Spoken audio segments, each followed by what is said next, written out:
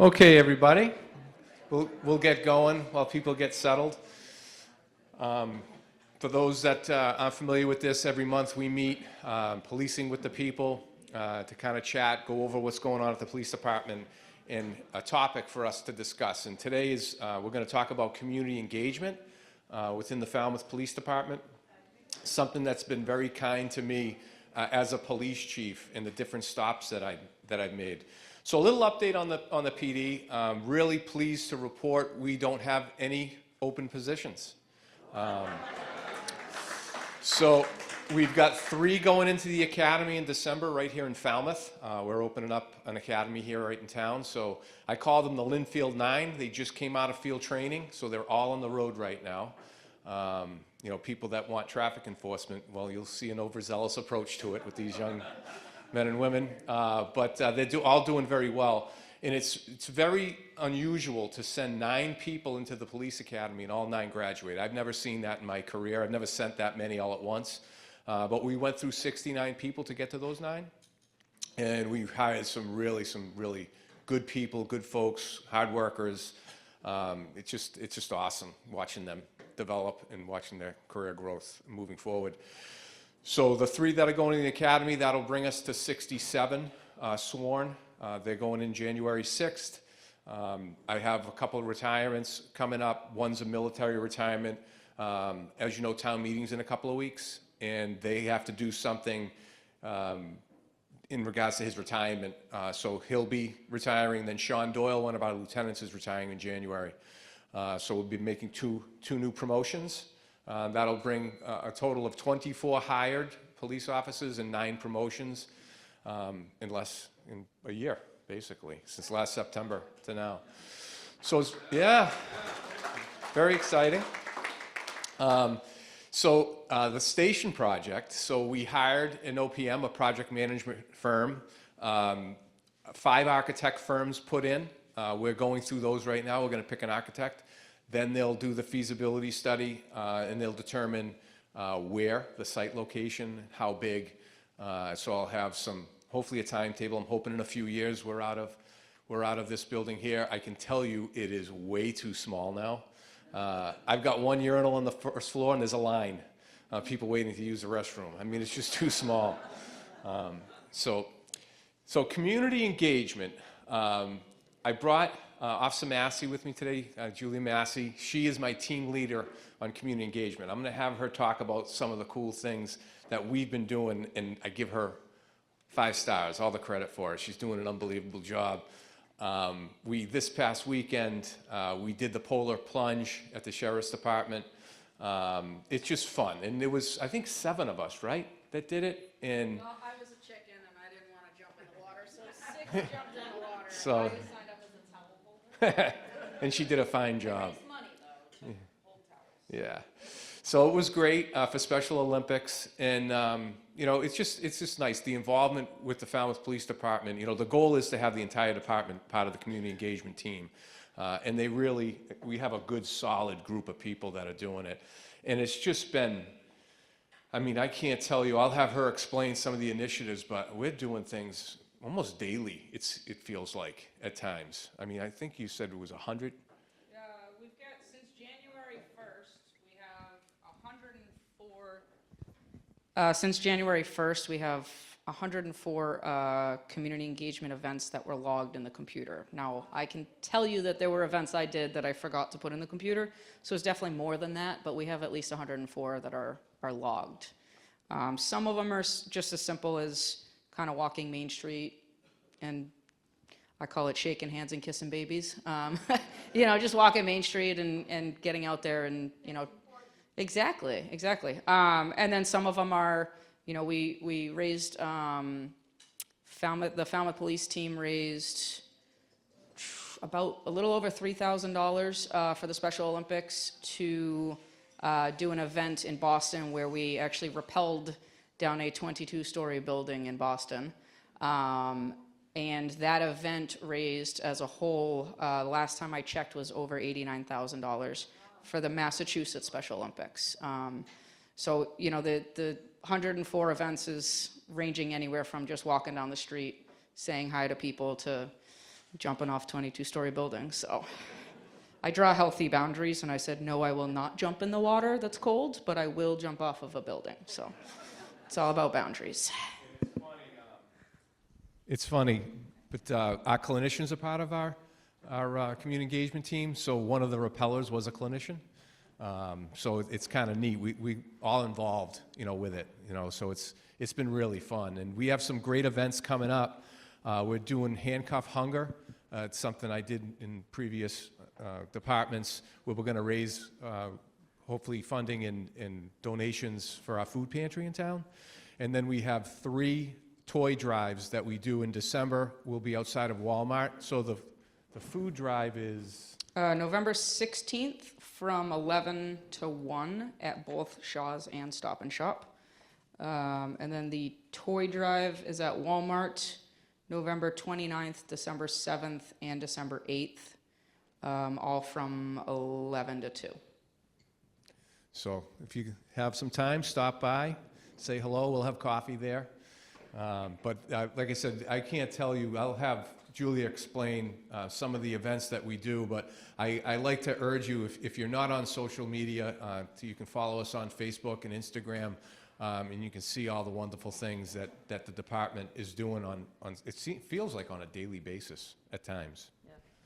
So I don't know if you want to get into any of the other... Yeah, so I'll throw out the other future event that we have is November 20th at Liam McGuire's. From 5 to 8 p.m., we're doing Tip-A-Cop for the Special Olympics. So basically, you go, sit down, eat dinner. A police officer will do their best to be your waiter or waitress. We're not very good at it. So we do bring a real waiter or waitress with us. And you would tip that real waiter or waitress as normal. And then there's, we'll have QR codes and envelopes available for if you want to leave an additional tip for the police officer. All that money goes to the Massachusetts Special Olympics. And if I remember correctly, I believe it's $500 sponsors one athlete for an entire year. So we did one at Shipwrecked, I want to say it was in May, and we raised, it was close to $3,000 in just a few hours. So it's been wildly successful. This is the first time we're doing it anywhere other than Shipwrecked, or when it used to be the BBC, we did it there as well. So, yeah, people were very, very generous, and it's heartwarming, So what you see that I'm wearing today, it's something that Officer Massi designed just to be a little bit more approachable. So this is our community engagement uniform, and it says it on the sleeve, and then it has our name and our badge, so kind of like a little softer approach, just like we did with our school resource officers. They're in the DB. We have 1.5 SROs now. One spends half his time in the schools and half doing investigations, and the other is full-time. And they wear plain clothes in the schools. Again, a little softer approach, more approachable, and when they need to wear a uniform, they do. So that's what kind of this is about. The community engagement team is what commonly referred to community policing, but I just felt we're really not policing, right? We're engaging. So that's why we coined the term engagement team. And this was back when I was in Westboro, actually. We created that, and then I brought it here, and it's like a fish to water. It's just, the staff they took to it, and it's been great. We've been having a lot of fun, and it's, quite frankly, team building. I think it's really good for morale. It's good for the community. It gets us out there, and we really, really enjoy it. And it's a specialty that I'm hoping we have all 67 of us at some point that will be a part of it. And it's been great. From Tommy's Place, it's an unbelievable event we do in June. I think we raised over $50,000 for Tommy's Place. Yeah. It's a car show and touch a truck event. Kids that are vacationing right here in Falmouth, with cancer. So it's really is, we don't discriminate. We support everybody and every cause that's out there. I'm trying to think any other big. We do the Junior Citizens Police Academy at Morse Pond School. They do the RAD classes for adults, and then they also have RAD Kids, which is kind of like a self-defense class. And then we do stuff like certain communities or certain neighborhoods have either like a neighborhood watch or an association, and any community that requests it, they get 2 liaison officers or community engagement team members assigned to them, and they'll just go to their meetings and kind of will bring call logs and say, hey, this is what's going on in your neighborhood as far as police responses go. And then it's also great because a lot of crime and small things that add up go unreported. And when we're at these meetings, people are a lot more comfortable telling us, hey, this is also what's going on that no one's really called about. So then we can kind of have that on our radar, and we'll put in area checks, have cruisers swing through. So the events or the meetings with all the different neighborhoods have really helped out with kind of preventing crime. And then let's see what else we have. We do a lot of like just small things. If I'm driving by and I see kids out doing a car wash for whatever fundraiser they're doing, like the Falmouth Dance Academy does a bunch of them. The Boy Scouts do them at like the Stop and Shop lights. One of the cruisers will always stop, and an officer will pay out of their pocket to donate to the kids to have them wash the cruisers. And the kids love being able to, we turn the blue lights on and they wash the cruiser with the lights on, and the kids think it's awesome. And then, the officers that stop and do that, they're oftentimes paying out of their own pocket to have these kids wash the cruisers for their fundraisers. We've been doing a lot of coffee with the cops. This year we've done, we did one at the Jewish congregation. We did one at Cape Cod Church. We've done one at Pie in the Sky recently down in Woods Hole. Coffee Obsession. So I think we've done 4 or 5 Coffee with the Cops this year. And those have been pretty well attended. Oh yeah, we've been doing a lot of scam prevention talks at, we've done them here in the past. I don't think we've done one here in a while. We can change that. But we've done them at Tatticket, Harborview, a lot of the senior living places, and we kind of do scam prevention talks, and then it kind of morphs into a coffee with a cop, and we just kind of sit down, and I like coffee, so I drink a lot of it, and then we just kind of chat. So the coffee with the cops are great. Let's see what else we got. Girl Scouts will come in and just ask for a tour of the station. We'll give them a tour of the station. We'll bring them out back. We usually have some swag to give them, and if anybody wants any, at the end, I've got plenty of stuff to hand out. Help yourself to it. But we have stuff geared towards kids as well to hand out. And the kids, we have these new, I'm actually running out. I think I have 6 left. They're like stress balls, like the squishy, but it's a cruiser and it's a keychain, and like the big thing with kids right now is keychains. They have 1 million of them on their backpacks. So those went fast. A bunch of water bottles. So the Girl Scouts come in and do tours all the time. They usually will plan it ahead of time. Every once in a while you're working the desk and just a bunch of Girl Scouts walk in and you're like, what's going on? And you just kind of wing it and do a quick tour of the station. We did a scam prevention presentation at the Falmouth Public Library as well. And then this one was Harborview and Tatticket. We did those kind of back to back. We did Harborview and then went straight over to Tatticket. And those were very well attended. Like the last one we did here, I think there was a wait list to get in. So we'll have to schedule another one soon. Woods Hole cleanups, beach cleanups, those are usually run by the Rotary Club. So we go, a bunch of officers will go and help the Rotary Club clean up the beaches, clean up Woods Hole, and just pick up trash and kind of make a fun day out of it. So If anyone has any other ideas of things that you want to see us getting out and doing, you can always email me anything, call me, come up to me, talk to me. I'm out there all the time. You'll see me. But if you have any other ideas of stuff for us to do, we're always looking for more stuff. So.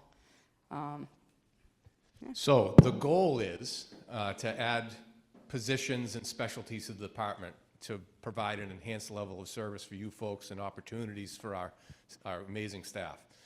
So what I envision with Officer Massi someday is that this will be her full-time job, will be community engagement. She'll be working with our clinicians. What we did that's been very, very successful at the PD, we were putting the clinicians with the patrol officers, and we were finding that she's on shift and she's dispatched to a car accident. Really, the clinician, it's wasting her time at the 911 false call or the alarm call. So we've been having officers come in plain clothes and working with the clinicians. So I envision her splitting her time between community engagement and working with our clinicians. And where we found out it's worked out well, especially with dealing with a lot of people with mental health issues, are unhoused in town, they're more welcoming of us when we're not when we're not in uniform. So it's a really good program. So you're going to see me, I'll be asking to add to the ranks. I want to create more sectors. I think I've said it probably 100 times now, but back in the 60s, they said we should have 6. In the 90s, we should have 7. I'm saying that COVID happened, and we're not 33,000 people, we're probably closer to 40. And I'm doing our own staffing study right now. Captain DaCosta and Lieutenant Hurt are assisting in that project. And there's over 1,100 new housing developments that are coming in, new units. So you're talking another 3,000 plus people that'll be coming to the town. And just look at around here, just right across the street and right down on Main Street, you know, all those apartments that are going to be filled with people. And you're going to need more of us to kind of handle the call volume because we're extremely busy. It's not like the Cape of the old where things slow down in the winter. They definitely do slow down. We go from 100,000 to 40,000 people, but it's still busy. You know, even yesterday, this weekend, you know, you're dealing with the Falmouth in the fall. It's still 1,500 people that are running and all their support people down there, which is a drain, you know, on the police department. You know, we have to make sure that people are safe and all these events that we have. And we have a lot of them here. At the same time yesterday, there was also... At the same time that the race was going on and like just starting yesterday, the road race, we also had a motorcycle run coming through. It was like a toy drive. So we had the officers on shift. We're blocking intersections so that the motorcycle ride could safely get to their destination. And then we've got, you know, a bunch of other people working the road race, and we still have to handle 911 calls and whatnot coming in. So it was a lot going on. It just yesterday, a Sunday in November, we were stretched pretty thin. So yeah, it was a long weekend for us, but we got through it. All is well. And I'll open it up to questions, but I just want to remind everyone that if there are town meeting members in the audience, we have town meeting coming in a couple of weeks, all the precinct meetings. We have some late nights this week and next week. We've got two things that we're pushing for. One is new weapons, pistols, and the other is we're replacing 2 cruisers and adding some cruisers to the fleet. We just don't have enough cars, especially now. We haven't been at this staffing level since 2018, and we just don't have enough police guys, quite frankly.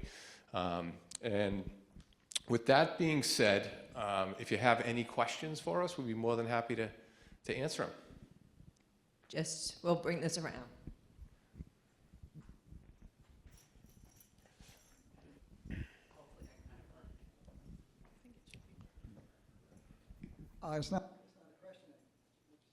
It's not a question. I just want to compliment the police department. In the paper the other day, we noticed a policeman stopped someone from being scammed at a Bitcoin machine at a local place. And I just want to comment that we appreciate the fact that you are looking out for us in the scams, especially with the Bitcoin machine that's in a local store. Thank you. I think we're up to 2 of those now. yeah. thwarted 2 of them. Two things. I wonder if the cameras for the individual officers are in the budget, or have they been purchased? And second was just a comment. I was very pleased to see 2 police cars in 2 different locations on 28, because we come down from North Falmouth, and I see so many cars speeding past me, and I felt very good seeing those 2 vehicles today. One of the goals the town manager gave me, I have 4 goals, and you hit 2 of them. One is the implementation of a body-worn camera program. The other is the implementation of a traffic unit. That takes additional people to do. So what I'm doing now, when call volume allows, we're assigning officers to do as much traffic enforcement as we possibly can. Body-worn camera program. So we were awarded a $250,000 grant through the state. It's one of the bigger awards in the Commonwealth for a department our size. So we have met with 3 different vendors, Axon, Motorola, and GTAC. Axon's very, very expensive. I have, I think, $70,000 or $65,000 budgeted yearly for storage and different things that the body cameras are going to need. But Axon came in, I think, over $100,000 a year. And Motorola was in the upper 30s and GTAC was in the low 30s. So right now we have, the body cameras are in. They're going to be in a trial basis. We're going to try all 3. And we're going to pick the best one. And obviously, if it comes down to they all do the same thing, we'll go with the model that doesn't cost us as much money to save you folks some money. But the body-worn camera program, I initiated it in the past. It's wonderful. It just makes a lot of complaints go away. And it just shows 99.999% of the time our officers are really doing a good job. And that small percentage where they aren't, we want to take corrective action. Usually it's normally just a retraining issue, type of thing.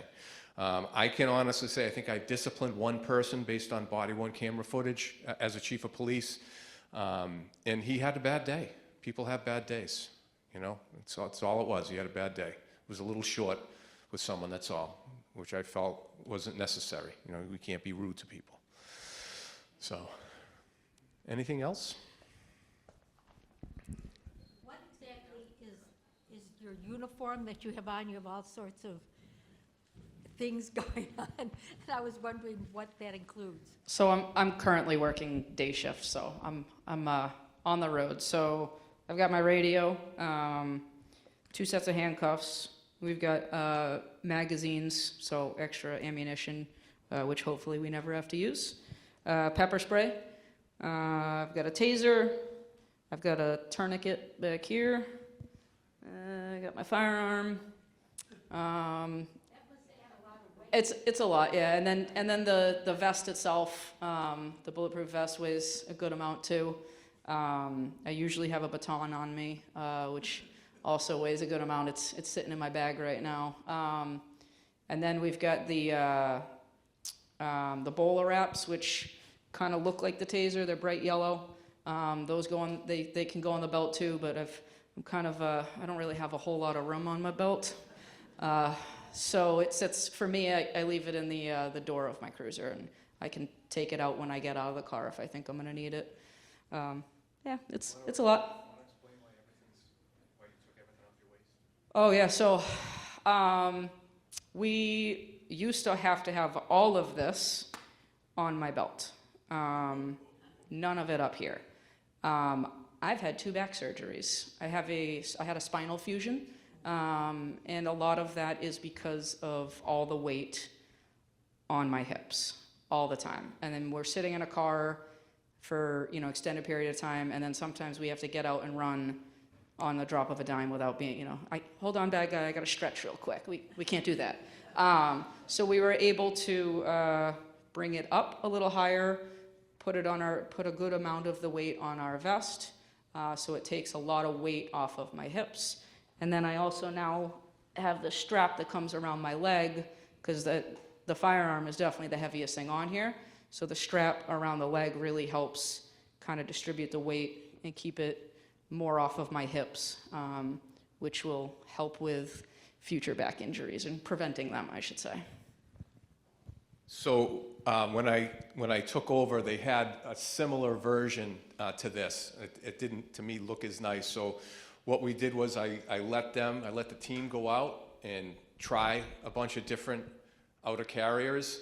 And the only compromise they made for me is I wanted to look similar. So they did the metal name tag and the shield, where before they were patches that were on there, like which is on my shirt now. So we kind of look alike because this is me. This is when you're going to see me most of the time. I still wear my gun belt around if it's a major event that I'm working, like Falmouth Road Race or 4th of July. You'll see me. That's when I'll vest up and put on my gun belt. And some of us still wear old school traditionally. We like the old, the feel of the gun belt. But this, health and wellness wise, is much, much, much better for our officers. So I wasn't a huge fan of it in the beginning, but the health benefits were so great, I supported it. And they were nice enough to say, sure, Chief, we'll do the metal badge and the name tag to look a little bit more like you. Do you consider hybrid or EV vehicles when you look at new police? So we have some hybrid Explorers. They stink. In my opinion, we have a lot of problems with them. In fact, we just had one. Thankfully, it was warranted. It was $9,000 to replace the battery. I had a hybrid. I just went to an all gas. My deputy chief drives it now. The windows wouldn't go up or down. The headlights would turn on by themselves. He was eating dinner once and watched his headlights turn on. The radio wouldn't work. A lot of electrical issues. We find that they're just not reliable. I had an all-electric Mach-E when I was a chief in Westboro. I loved it. I planned on buying an all-electric Chevy Blazer. It's a little bigger than the Mach-E. But we decided as a team, the assistant town manager really brought it to our attention, you're having a lot of problems with the hybrids, right? You're kind of getting away from them. And the gas one I have is an EcoBoost, so it does meet the green initiatives. We bought some Ford F-150 pickup trucks for patrol. They're coming in. They're also EcoBoost. But we decided that let's have someone else be the guinea pig with the new all-electric Chevy, and let's make sure that they're reliable and they work. And then, yeah, I'm all for buying some of those. They're great, especially for the traffic division, for admin vehicles. They're very quick. So the big thing about traffic stops, when people are speeding, you want to stop the car as soon as you can, and they accelerate very quickly. The Mach-E was a lot of fun to drive. I really liked it. So yes, we are. And when they come out with an Explorer version, they call it the Interceptor. That's really reliable, but we've had a lot of problems with our hybrids.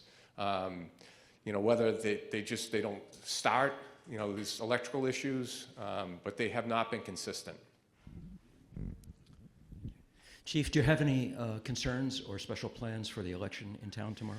So that's a great question. So we have, and a bunch of people have asked me that, to be honest. So I met with the clerk. We have officers, and I think this is the first time ever, we have Falmouth officers at every precinct. Normally I've got to hire people from outside of town. We use constables. So you'll have an armed police officer at every precinct.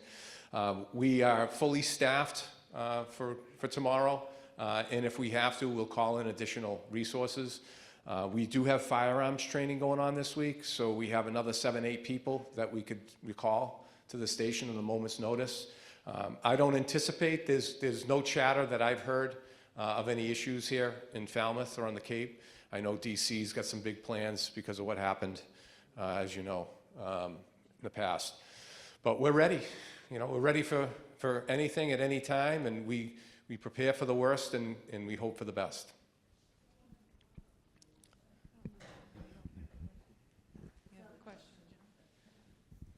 It's not a question. I just wanted to let you know that I had done the police academy, Citizens Police Academy, many years ago, and it was the most exciting, interesting situation that I had no idea of the workings that in the background. And I don't know if you still do the ride-alongs, which was really exciting. But I mean, if anybody is interested in doing it, do it. It's really, really interesting. Yeah, we'll definitely be doing them again in the near future.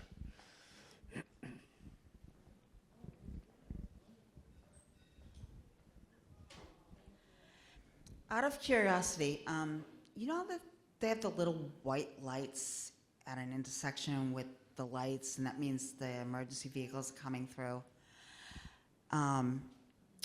Davisville lights in 28, there was something crazy going on the first, and that wasn't on, and everybody didn't know what to do, and I'm curious if we utilize that in town here.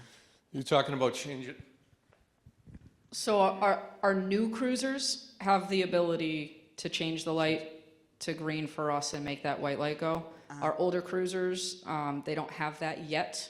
So we're slow. We've never had it in the past. It's a new thing that he's allowed us to put into the cruisers. So it's new for us, and we're transitioning. Sometimes an officer like me, I've gone 10 years without having the ability to use that, so I sometimes forget that, oh, hey, I can change the light. So it's kind of a learning curve for us, but also we're phasing it in, so not every cruiser has the ability to do that yet. But it's a work in progress. Good to know. Thank you. Toys. I love toys. I thought the police officers did a great job this spring when I went to the Special Olympics at the North Falmouth Elementary School. That was great. And I have a related question. If you have a young person or people who have a mental disability who's growing up, how are the police trained if they have a behavior issue, or if you come across a young, any person with a mental disability, how do you react the correct way and you don't overreact to them, or You want to field it? You want me in to? your training? We have a lot of training on that. There's a lot of training in the police academy on that, and then our yearly in-service, they're always adding more and more and more. And now we also have clinicians that, they will respond to those calls with us. But it's something that we've been trained on since day one. I mean, I remember in my academy class, in my 6-month academy, we had 7 different classes on responding to calls with someone with autism and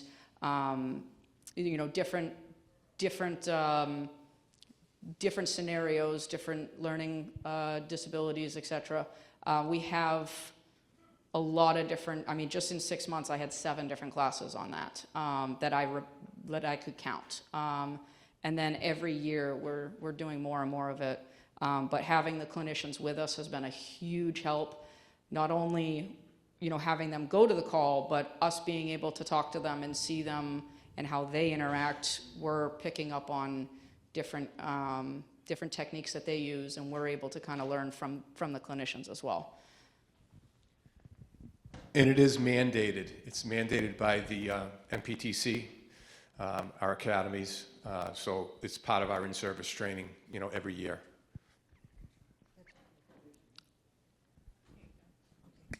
I was wondering how often do you determine whether someone is needed from another profession to go out on call with you? Like the clinicians? Yes. I mean, the clinicians they have radios, so they can hear what's dispatched. So they can kind of say, hey, this might be a good call for us to go to, whoever they're riding with. But we have, so having the clinicians with us has been awesome, but I mean, we've been doing this for a very long time. And we have a lot of training, we have a lot of experience with it. So we're not doing anything differently than we've always done. It's just having them there with us is just another tool in our tool belt. And it's been fantastic. But it kind of comes with experience. You can hear how a call is dispatched, and we can kind of pick up on, hey, it might be a good idea to bring the clinician with us. And for us, like, it's better to have them there and not need them than to not have them there and realize, oh, we should have brought the clinician with us. And then sometimes when somebody calls, they'll ask for a clinician. So if you're ever in that situation and you think having a clinician respond, when you call for help, ask for a clinician. And they'll send one as long as one is working. I think that it was, my concern was, as a victim in a situation, did I have an opportunity to request a clinician be present? You do. Had them, yes, you definitely. And I'll share with you a story. I'm going to put her on the spot, so to speak.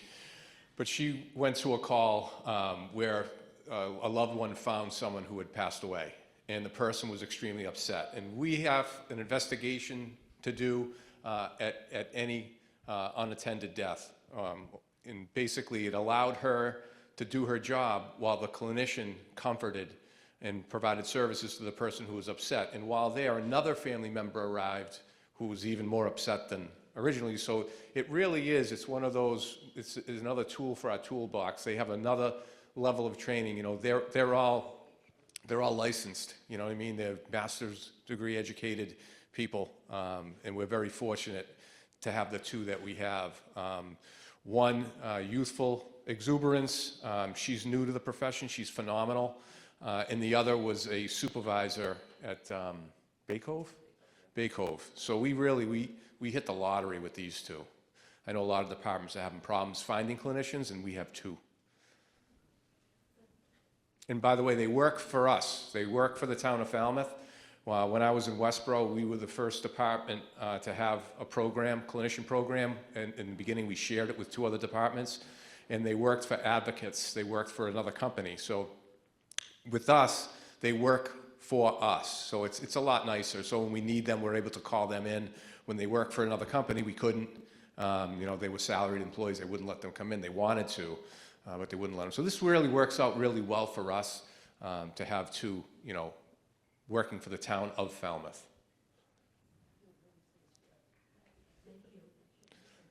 Well, thank you very much, everybody. And we'll be back next month.